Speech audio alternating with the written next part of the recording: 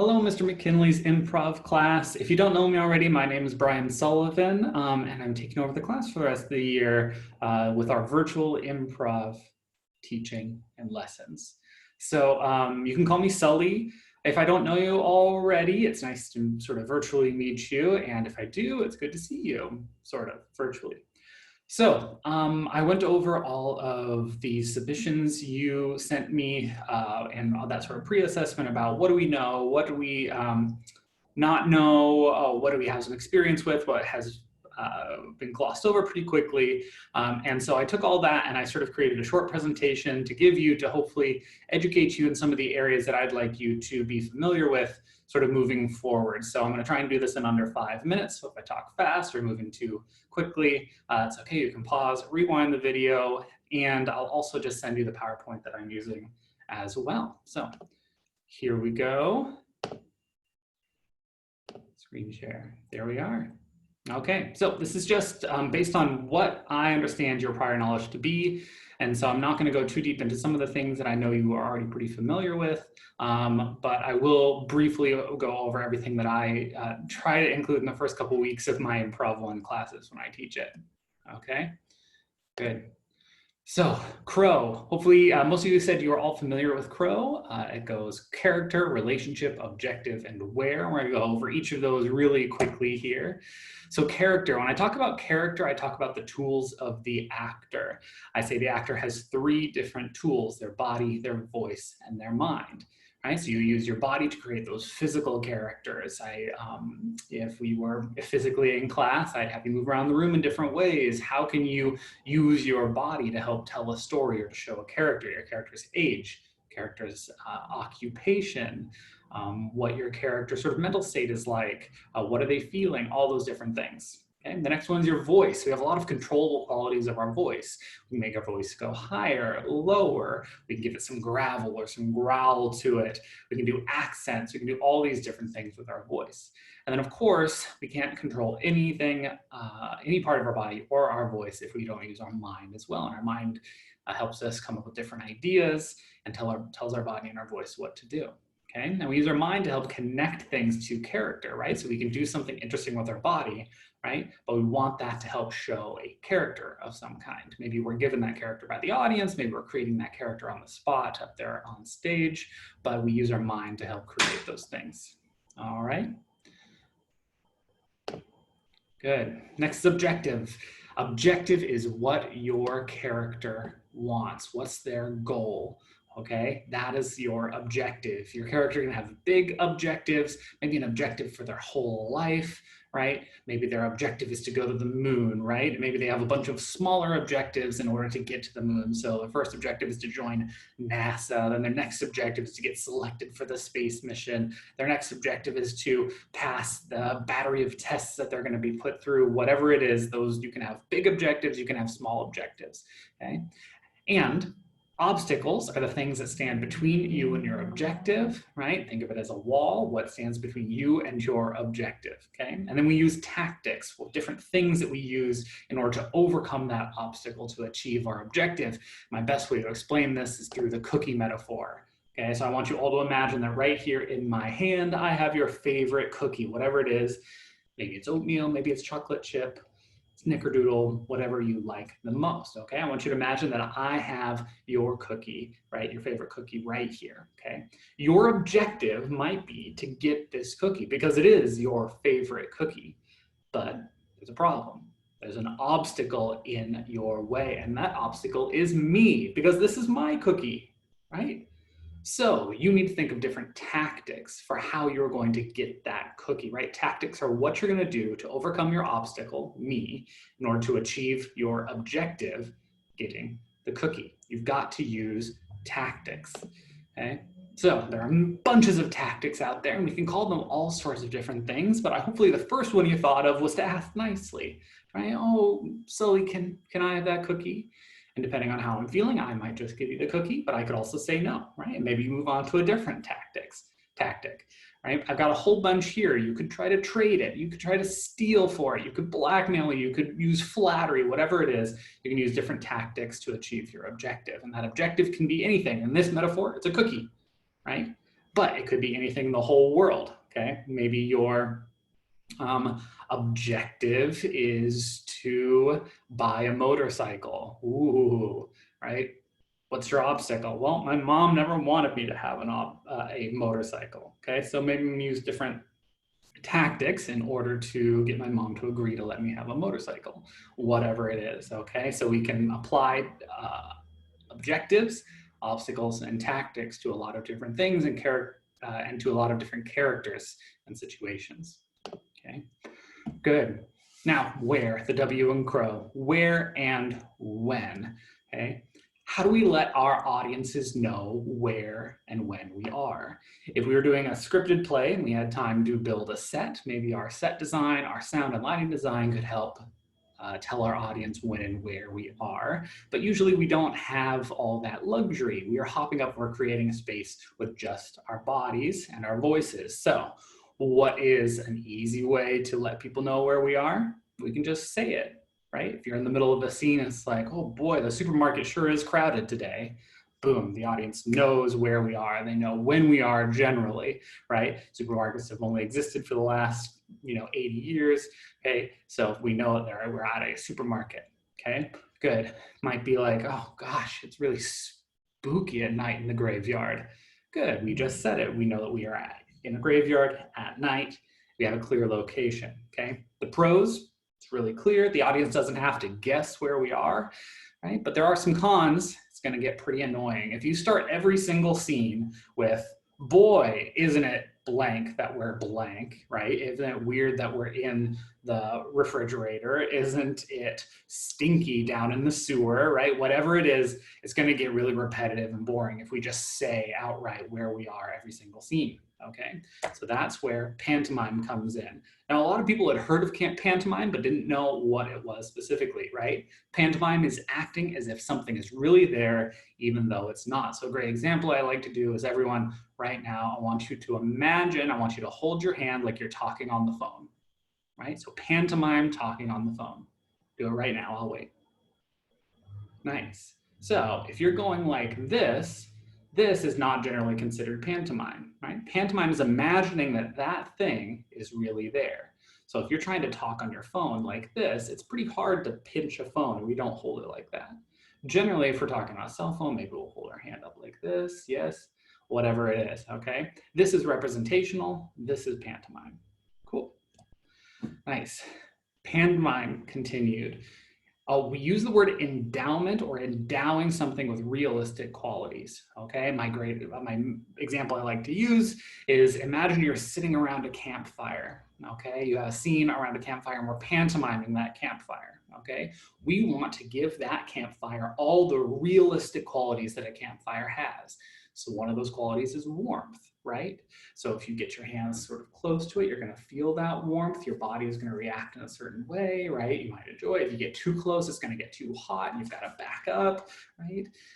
Smoke, right? If you're sitting around a campfire, smoke is gonna be billowing. Maybe the wind will blow it in your eyes and then it hurts. And so you can endow it with realistic qualities, okay? That you can imagine the smell of the campfire, right? What it looks like, all of those different things. You want to endow it with realistic qualities. And the other one is object permanence. When I say object permanence, it means if you pantomime something, you put something in a scene, then you want that to be in that same place during every single moment of that scene. So for example, you, in the middle of a scene, you go over the refrigerator, you open up the door, right? You look at all the things in there, you can't decide what to eat, so you close the refrigerator door, right? The next time you go to open the refrigerator door in that scene, it needs to be in the same place. You need to open the door in the exact same way, right? And you need to endow it with the same realistic qualities, okay? Something I see in scenes all the time where they forget object permanence is using a door.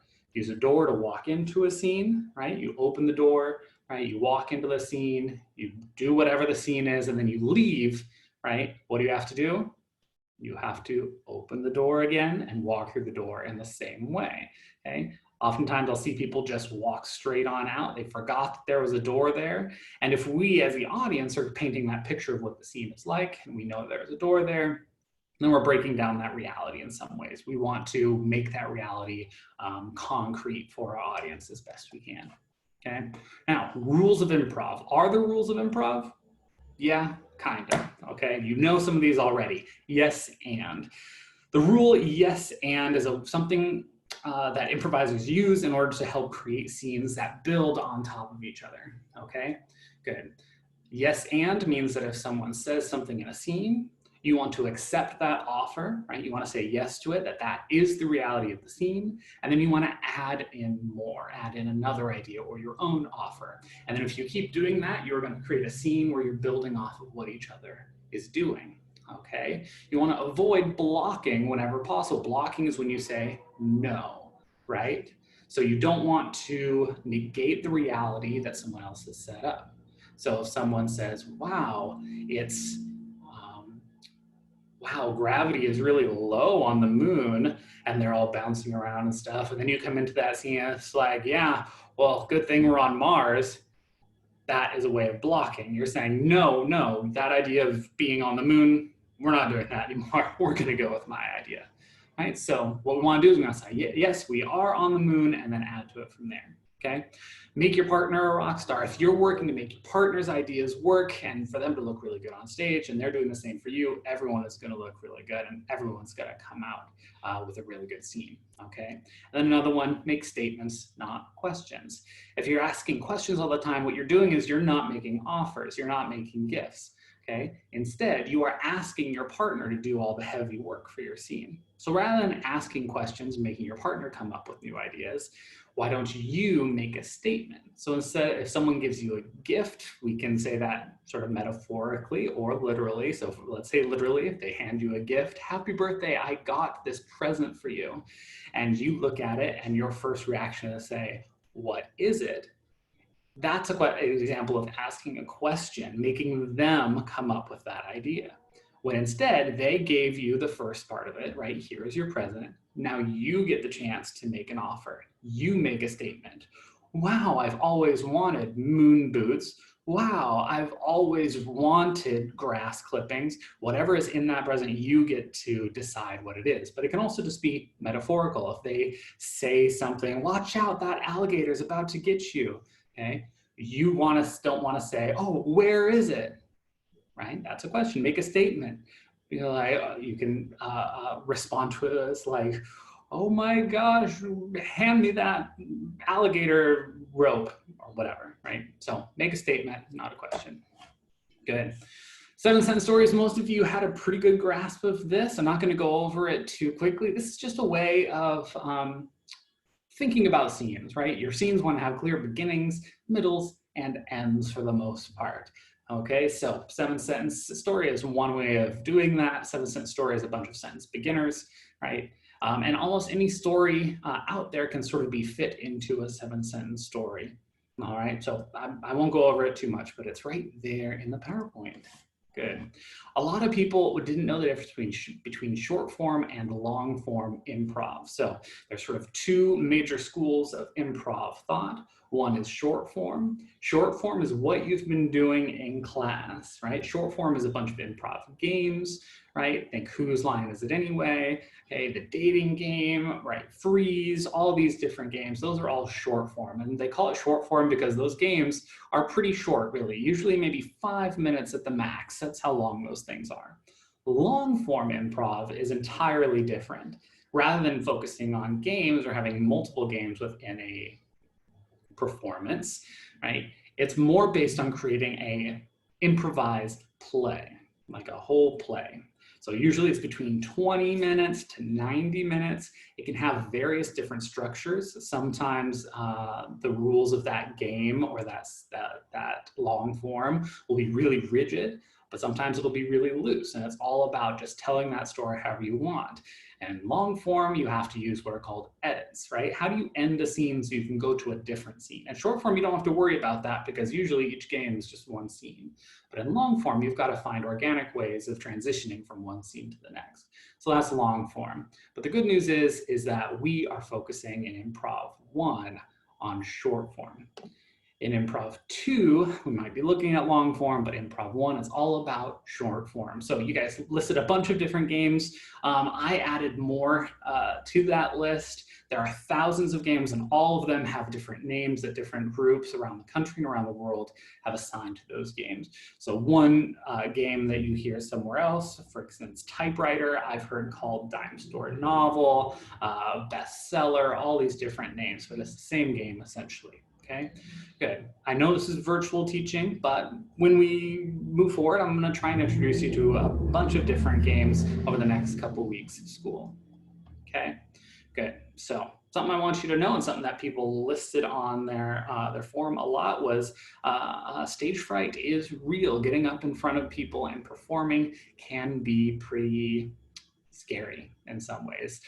Speaking in front of others is routinely listed as one of the top phobias in the world, right next to arachnophobia, the fear of spiders. And it's okay, it's real. It's one of the biggest obstacles that Improv 1 students have to overcome in one way or another. And we overcome it in different, to different levels. Some people, you step up on stage, it's like, oh my gosh, I've been waiting to do this. I love it. I love being up on stage so much. For other people, it's always going to be a little bit scary, right? But I know people who love performing that have stage fright and actually thrive off of some of that energy. Maybe you don't, right? But it's something that can be overcome, and it's pretty darn simple to do it, right? You just have to do it. Get up there, perform, be on stage, speaking in front of others as much as possible. Put yourself out there. It's usually pretty terrifying the first few times, but every single time that you get up, that you perform, whether it's an improv scene, a speech, whatever it is, you're just going to be chipping away at that fear a little bit more and a little bit more. The more you do it, the more relaxed you are and the easier it's going to become when you have to step up on stage. And it makes sense to try and overcome that fear as well. For the most part, all of us are going to be asked to speak in front of others, and we'll have to improvise a lot. We improvise all day, every day. I'm improvising this presentation right now as we speak, right? I haven't written out everything that I'm going to say. I'm using what I know and my PowerPoint slide, and I'm improvising all the rest. That's the kind of work that you're going to be doing the rest of your lives. So let's get started right now. Thank you all so much for taking a look at this, this video. Hopefully I didn't take too long.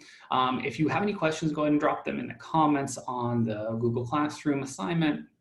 And I would be happy to answer those either individually or for the whole group. All right. Thank you all so much, and I hope you have a great day.